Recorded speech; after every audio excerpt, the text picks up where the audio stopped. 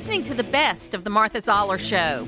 To hear the full show each day, tune in to AM 550 and FM 102.9 WDUN or log in to accesswdun.com and click the Listen Live button from 9 to 11 Monday through Friday.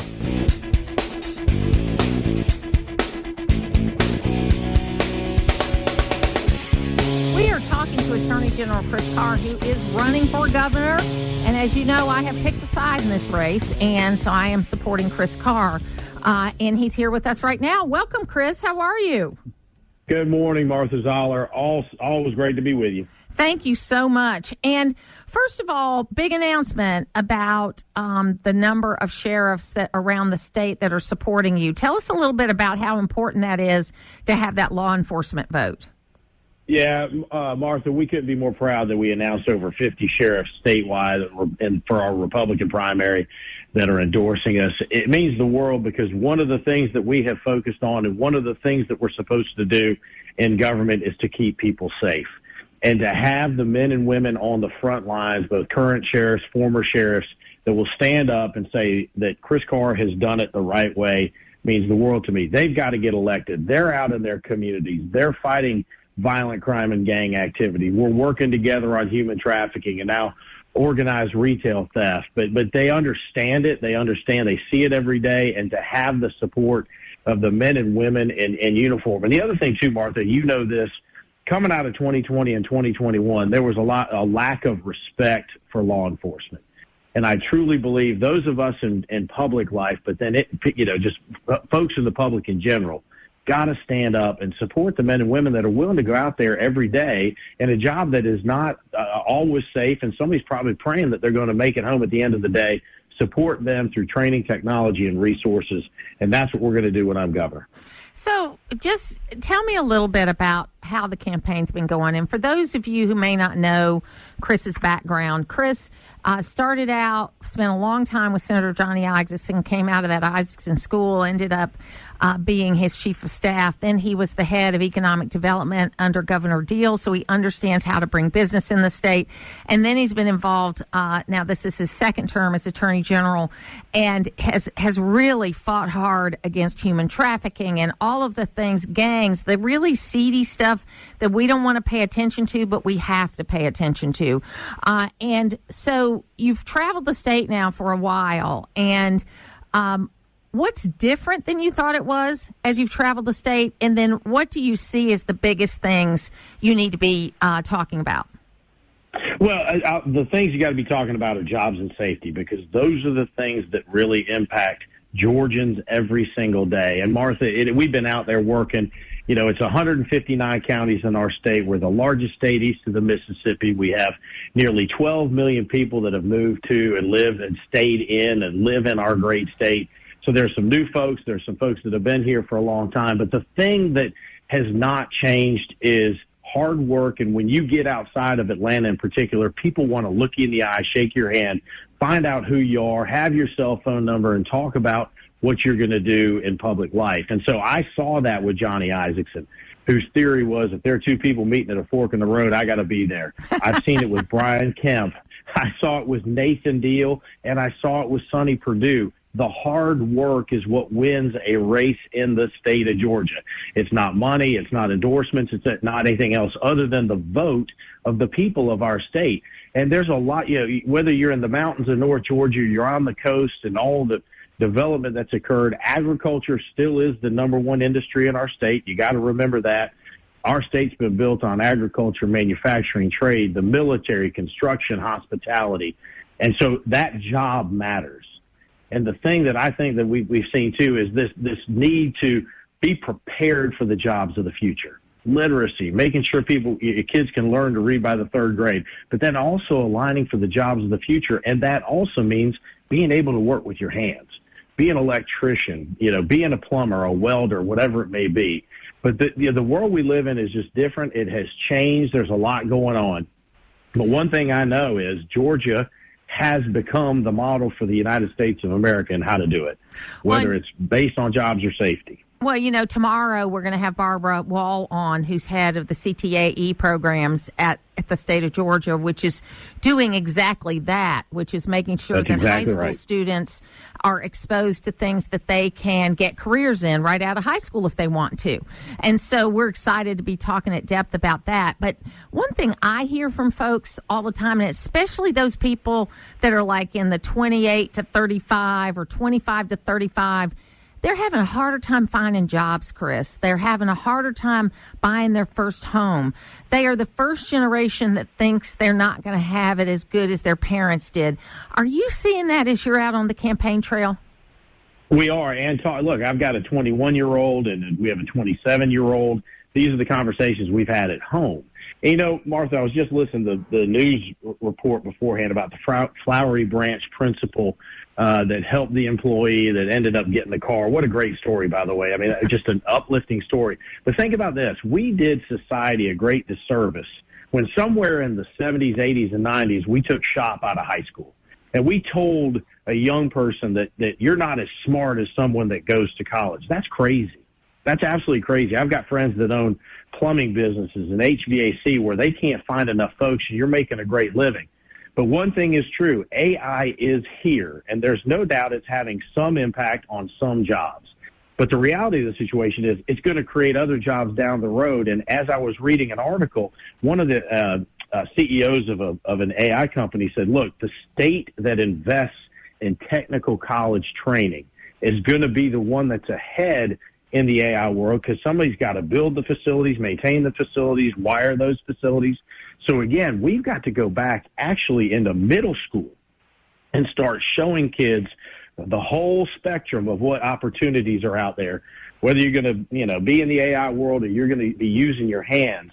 The future is we've got to be able to align our curriculum and make sure our students understand the jobs of the future, invest in it, market it so they know those opportunities are there. Well, you'll be happy to hear that we just voted in. I'm on the State Board of Education representing the 9th District, that we're taking some of the math concepts from construction and other CTAE programs, and we have moved them down to the 5th grade, where we are teaching 5th graders how to measure things, how to do this kind of stuff so that they have some exposure to the math side of things like construction when they get into middle school and high school and can choose a pathway that's construction. I'm having a bench made right now for my mother-in-law's grave at North Hall High School, where they have a welding class. And that one of the things they offer to the community is that you can get things made by this welding class. And so I decided to use that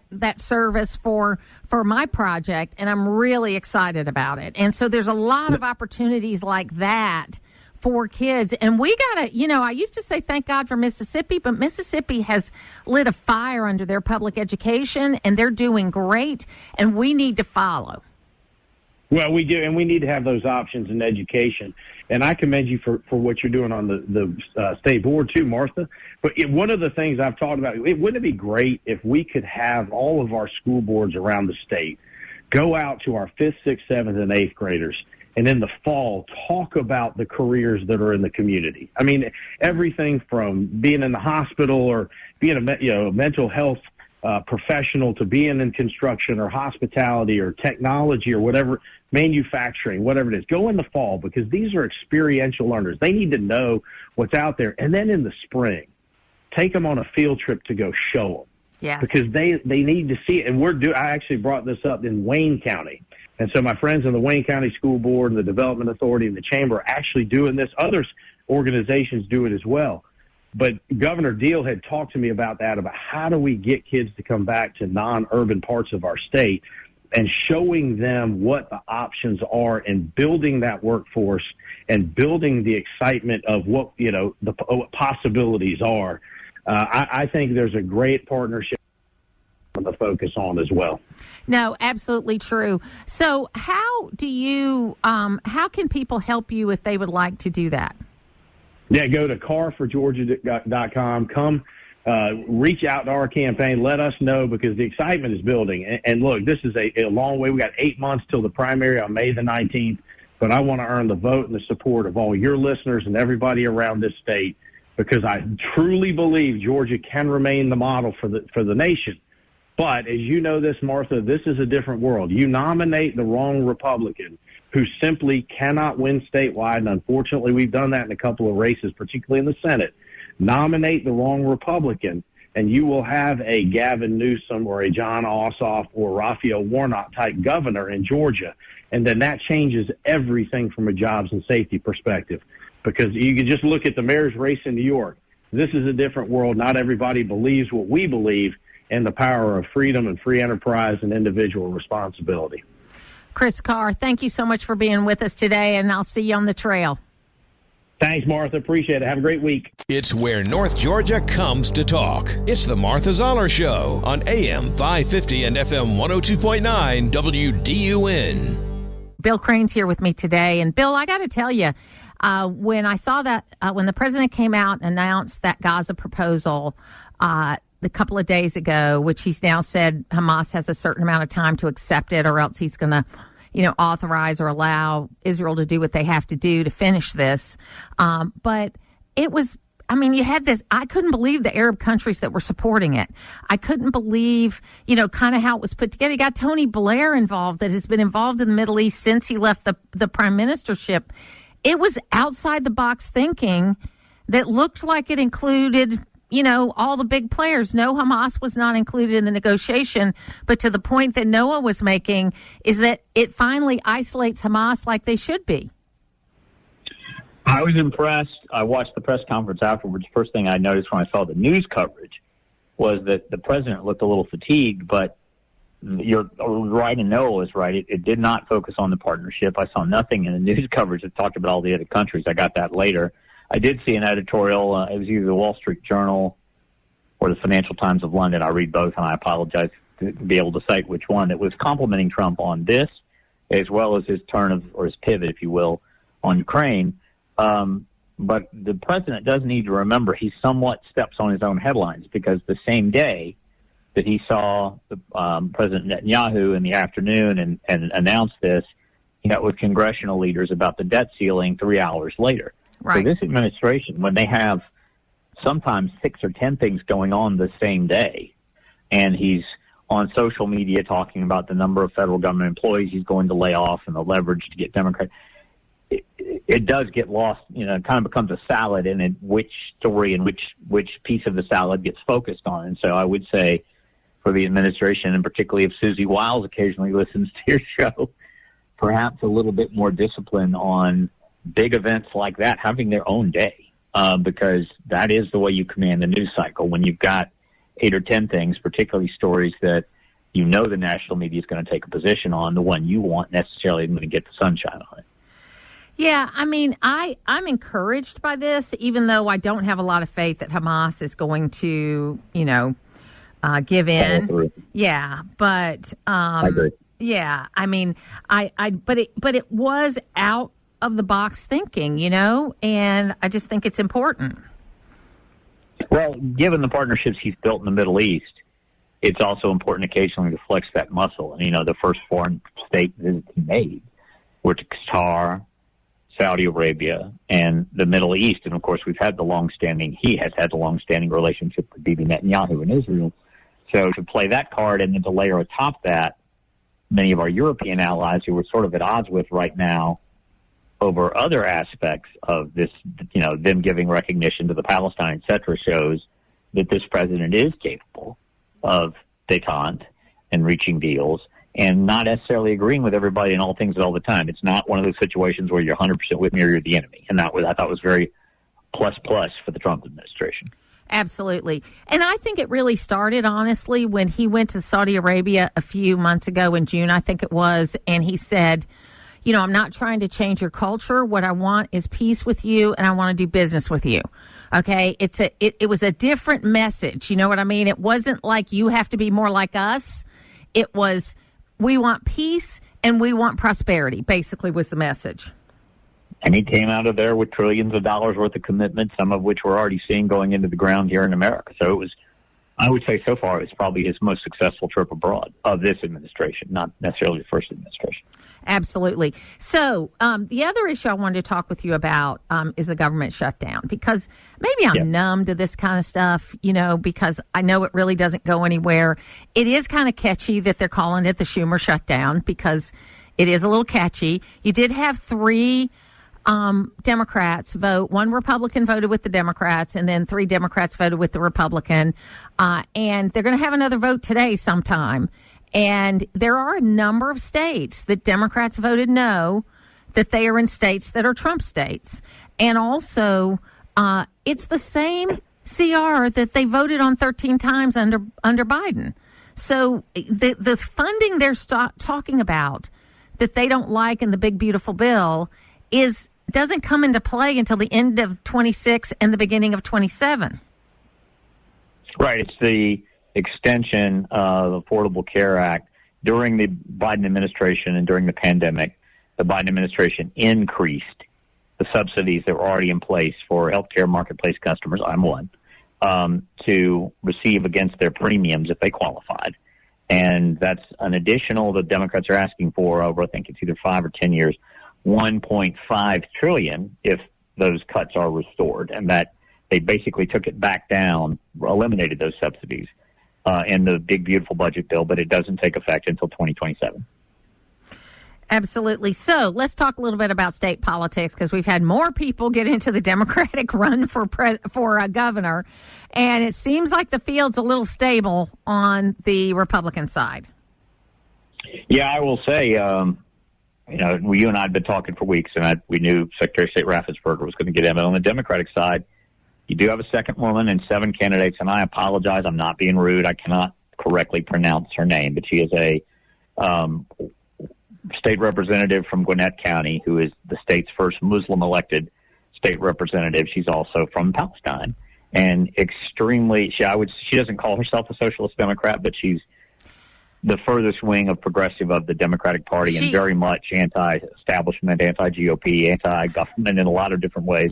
And so what I think she does is she further splinters that field, I think right now currently led by Keisha Lance Bottoms, of 5 of the 7 very progressive Democrats, with 2 rather centrist Democrats being Michael Thurmond, former CEO of DeKalb County, former state labor commissioner, and party convert and former Lieutenant Governor Jeff Duncan. That's going to be, regardless of who you like or dislike, that's going to be an interesting way to watch. Well, and I tell you, I just, I like Jeff Duncan. I met with him on his GOP 2.0. I don't understand what he's doing, because I don't know if he's a moderate Democrat. I don't know if he's, a former Republican. I don't know, because it's hard for me. It's almost like a road of Damascus conversion. You know what I mean? It's like all of a sudden he has completely different positions than what he ran on. I mean, I stood out in his district when I was working precincts on my election in 2012. He was running in 2012. We waved signs together. We did speeches together. We did all kinds of things. And I'm not saying that people don't change their views. I've changed my views. You have people, but they usually stay kind of in the same ballpark. They might become more or less conservative or more or less liberal, but they usually don't they change incrementally and over a period of time, and not a slate of issues all at once. It's a little too politically convenient, and it times out probably with the release of his next book and perhaps more airtime when he doesn't become the nominee on CNN. It doesn't make any sense to me. Well, if I were rooting for Democrats, I would root for Jason Estevez and Michael Thurmond. Those would be the 2 I'd be rooting for. Well, Michael Thurmond is, I acknowledge, both a friend and someone who stylistically I think could bring a lot to the office. I think Jason Estevez is like Jason Carter. It's not his time yet. It's not his time yet. Yeah, very, right. Very talented, and is an up-and-comer in that party. But I will say one more thing about Lieutenant Governor. We have not seen successfully a Republican switch over to the Democratic Party and then get elected. We've seen plenty go the other way. And the last white Democrat elected statewide, male, in Georgia was Lieutenant Governor Mark Taylor in 2004, 21 years ago. And when he got elected, as may happen here, if you were to have a Democratic governor and an all-Republican General Assembly, the Republican General Assembly on the state Senate side stripped Taylor of everything but presiding over the state Senate sessions and he was basically a figurehead lieutenant governor for 4 years and then went back to Albany, Georgia, which is where he's from. And I don't say that's going to happen to Jeff Duncan, but there hasn't been, except for some public service commission flukes, a white Democrat elected statewide. Well, and what I do like about Estevez, and again, I don't know him that well. We're negotiating about having him come on for an interview, and I know he's very far left progressive, okay? But he's at least talking about small businesses in a smart way.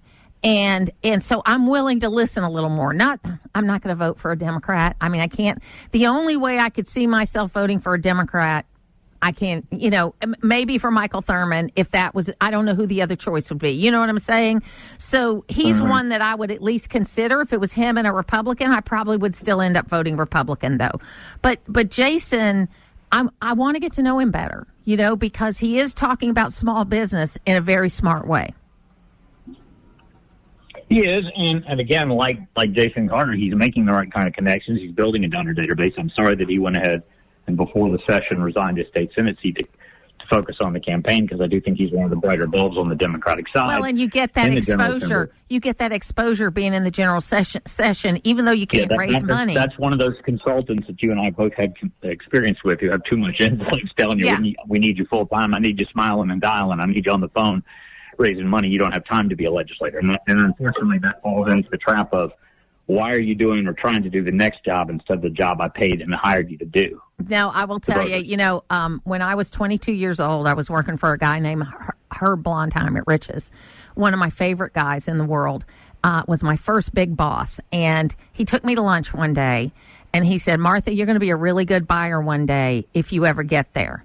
You are focusing on the next job and not doing the job you're in. And I remember that advice from 22 years old, and I have given it many times, and I have taken it many times because he was absolutely right. You dress for the next job, but you do the job you've got. I like that. Bill Crane, thank you for being with me today. Take care. Putting the talk in news talk. It's the Martha Zoller Show on AM 550 and FM 102.9 WDUN. Joining me right now is David Bossie from Citizens United, as well as has been involved in many issues on the conservative stage for as long as I've known him, and is a great spokesman for our views. And David, I think we're going to have, I'm hopeful that tomorrow when they come back in, that we might be able to just keep having these votes every day and showing that it's the Democrats that want to shut down the government. Has Rand Paul switched his vote? I looked yesterday, but I couldn't find it. He didn't. Not he did yet. not that I know of. No, Yeah. And it's troubling. But he has, and his positions on I understand. spending. Yeah. And I get it. But I do believe if we get to 59. That He'll Rand come over. will, Yeah. I mean, I think he's trying to make his points, trying to earn. And by the way, he pulls our conference in the right direction generally on funding issues. So we'll see where that ends up. But look, this is a much bigger thing than just one guy. This is about right versus wrong. This is about the Democrat Party being so out of touch with the American people, and the Democrat Party being totally controlled. And look, folks like you and I, we know this as well as we know, waking up in the morning. But the American people are getting a belly full this week about Trump derangement syndrome. Anything he is for, they are against. It's common sense. That's what the president is espousing here. Common sense. A clean continuing resolution.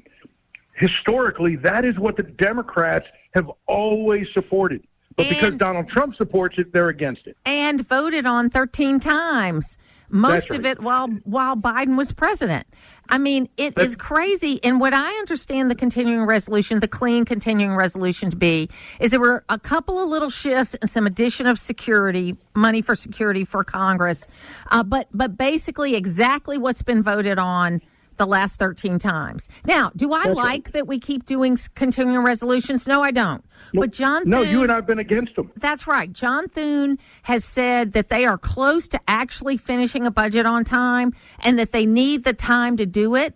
And I think eventually, I hear there's a meeting, Dave, of 20 of these senators that, that are bipartisan, that are going to be meeting and talking today. And hopefully they're going to get the votes they need, because all they got to do is look at a map and look at the senators where Trump won, like my two senators, where Trump won, and they should be voting for this.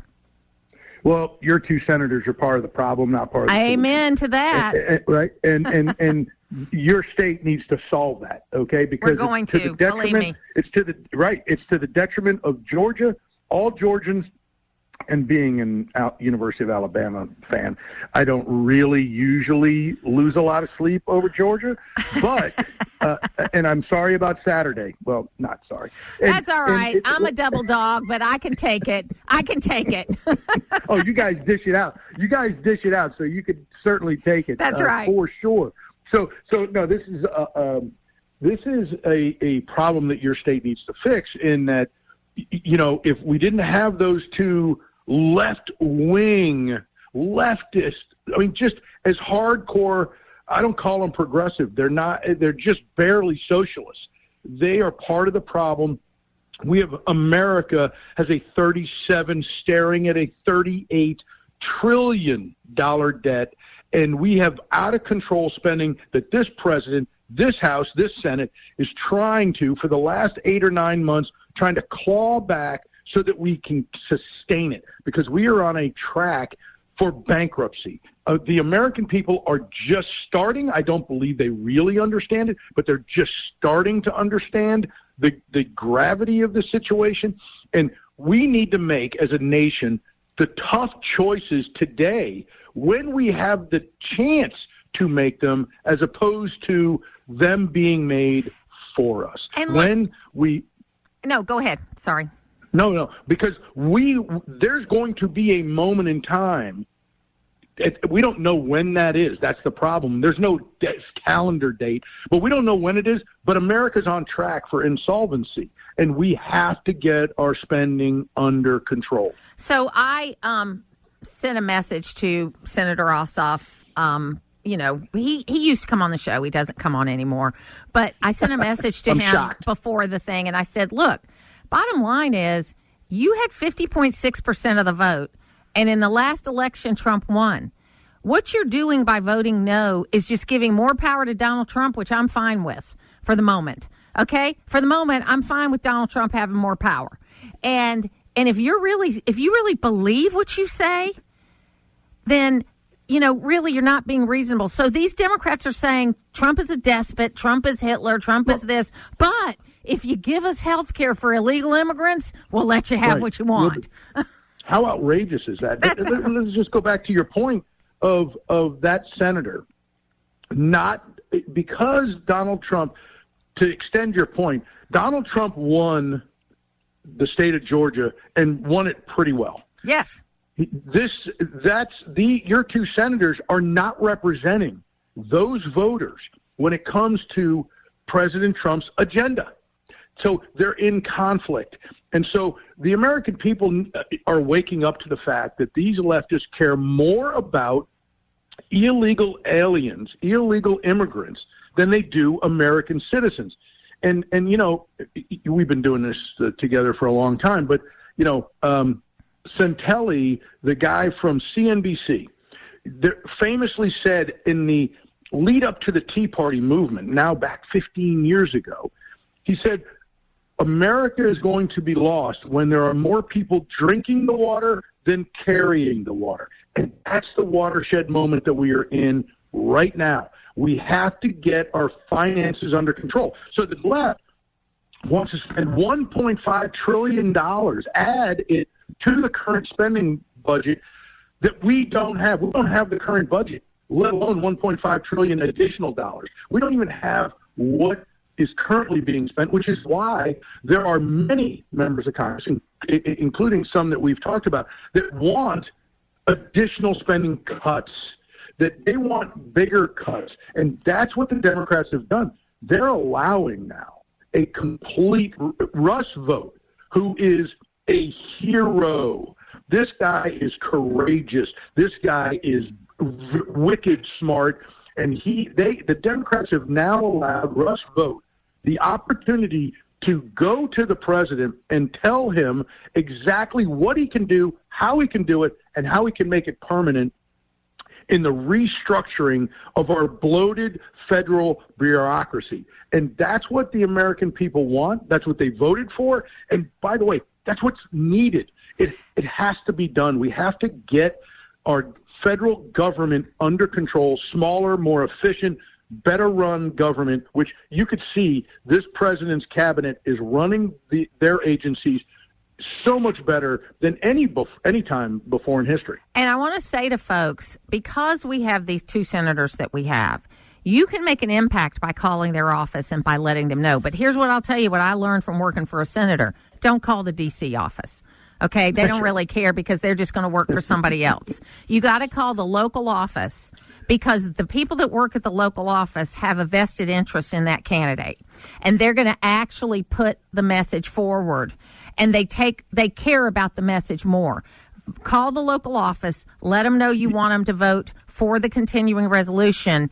And if you do enough of that, we can make a change. And I want to ask you one more question, Dave.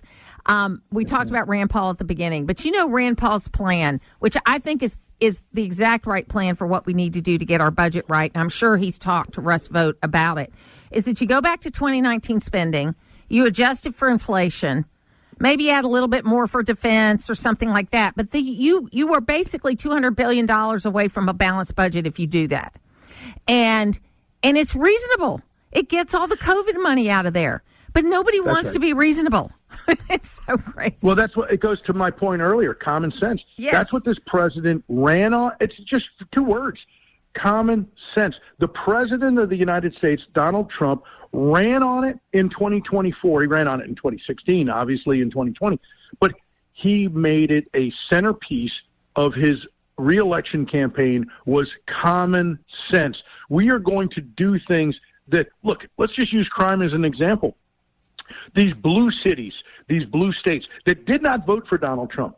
Okay, Donald Trump isn't just sending in the FBI and National Guard into red states, into red cities, where people supported him to help them. He's doing it for every American. He wants every American to be safe. He is the president of all the people, not just some of the people. And so it's who he is, and it's common sense that he sends in the federal, whether it's National Guardsmen or FBI or whomever, into Chicago, into Portland, into Los Angeles, because those are the places that are out of control, crime-ridden, and the American people don't feel safe in those cities. And look what he just did with Washington, D.C. a month in. Washington, D.C. is a different place. And so it is incredible now what's going on. I think other mayors are seeing it. It's because of what he did that AOC and Bernie Sanders could walk around D.C. yesterday filming a video and not getting in trouble. I'm telling you what, it was funny. David Bossie, thank you so much for being with us today. Thanks, Martha. It's local radio, and that's why you're listening. It's the Martha Zoller Show on AM 550 and FM 102.9 WDUN. When the cameras were rolling, John Ossoff used veterans to score political points, taking credit for a bill he had nothing to do with. Protect American veterans. Days later, Ossoff stabbed our veterans in the back, voting with Schumer to shut down the government. Because to Ossoff, free health care for illegals is the priority. But veterans, he couldn't care less. That means benefits offices shuttered, hotlines unanswered, and life-saving services denied. John Ossoff, stealing valor at our veterans' expense. It is the Martha Zoller Show, and that's the new ad that Buddy Carter put out. He's running for Senate against John Ossoff, and he's joining us right now, Representative Buddy Carter. He represents the 1st District. And I got to tell you, Buddy, you are aggressive and going after these issues. You must have a great team around you helping you get on top of these things as quickly as you are. Well, we do. After 32 years in business, it's not hard to figure out management. You just surround yourself with good people and you let them go at it. And that's what I did in business, and that's what I'm doing now. So before we get to the shutdown discussion, you also this week, were a part of this signing of this deal with Pfizer related to drug costs. And I want to know your thoughts on it for two reasons. One, because you're a pharmacist, but two is I'm nervous about any deal with Pfizer, okay? Until they say they're not going to spend more money on advertising than they're spending on research and development, I don't trust any of these guys. So I just would love to know your thoughts. Well, first of all, let's address the advertising part. I've never really understood pharmaceutical manufacturers advertising their drugs. Seriously. My husband is a primary care doctor, and it makes him so mad because he is the person that has to prescribe it, and you are the person that has to fill it.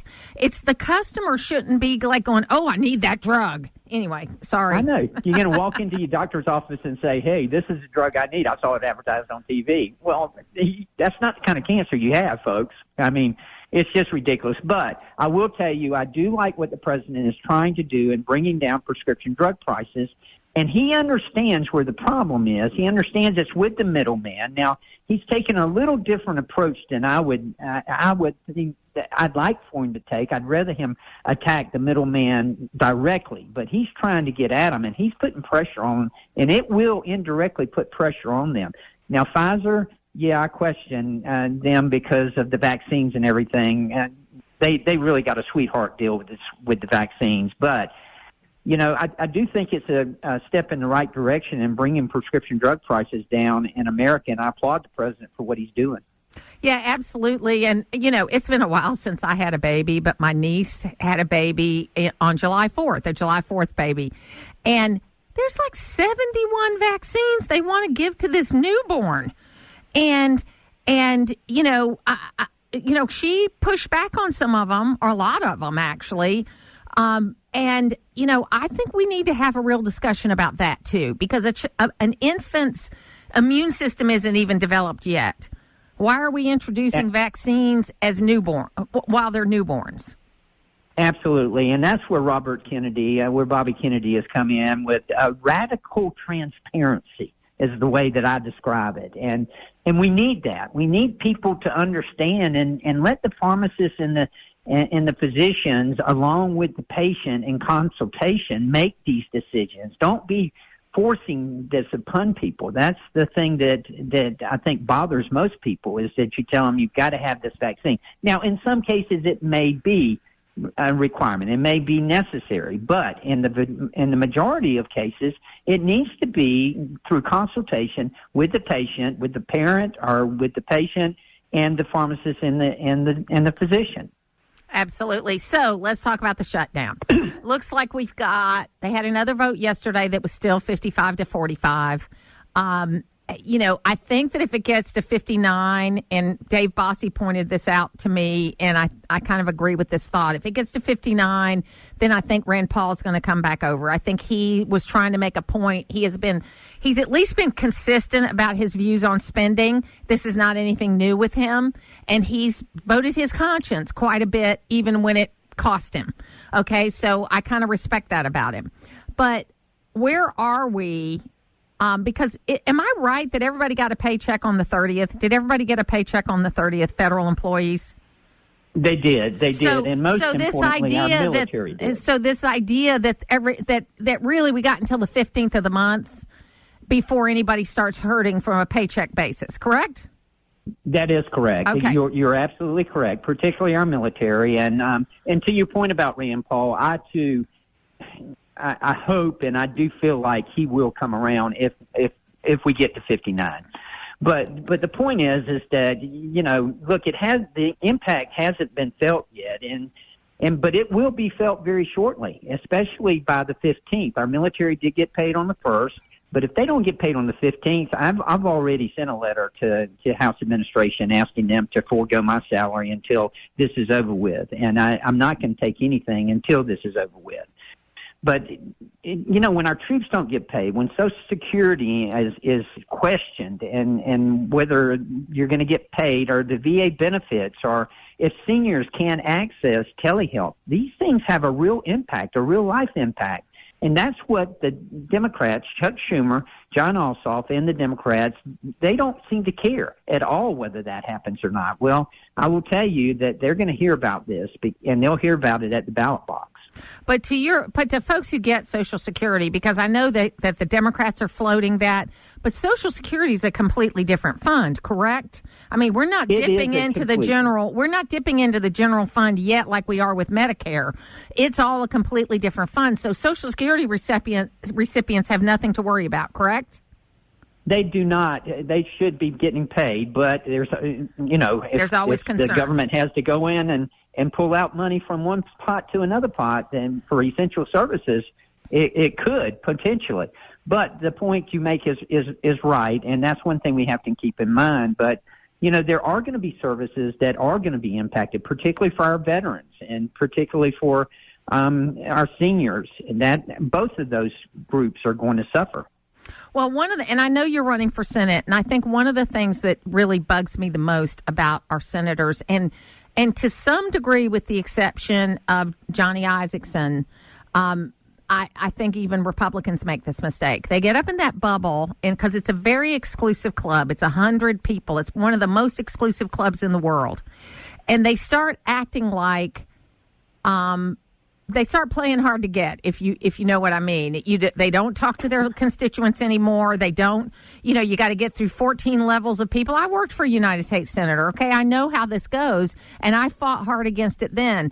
I hope that if you're elected to the Senate, that you're going to be that guy that's going to still do the videos, that are going to still talk to people about what's happening and kind of do it in real time. There is no reason why you can't, or whoever is a United States Senator cannot inform the people in real time about what's going on.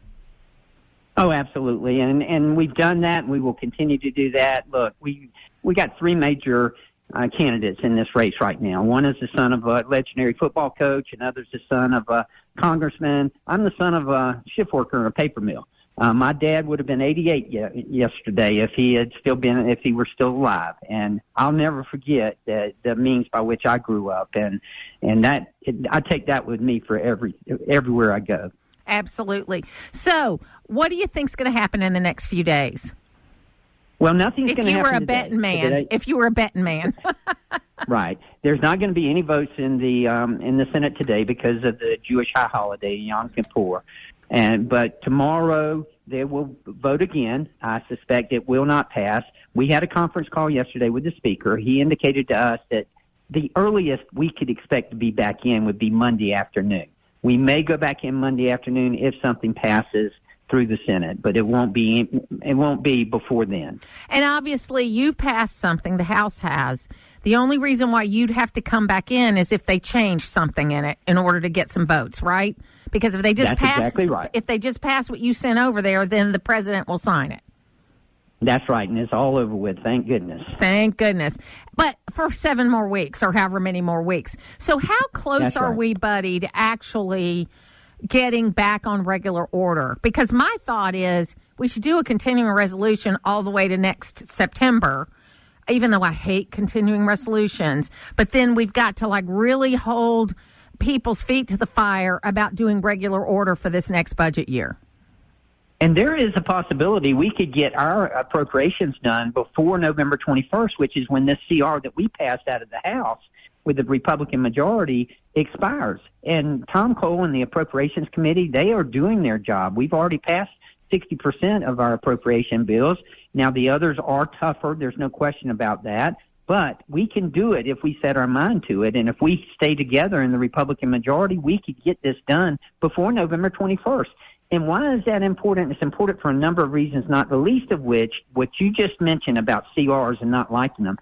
This CR is still an extension of the Biden-Harris administration. So the policies and the priorities reflect the Biden-Harris administration and not the Trump administration. Yeah, absolutely. They voted for this 13 times before.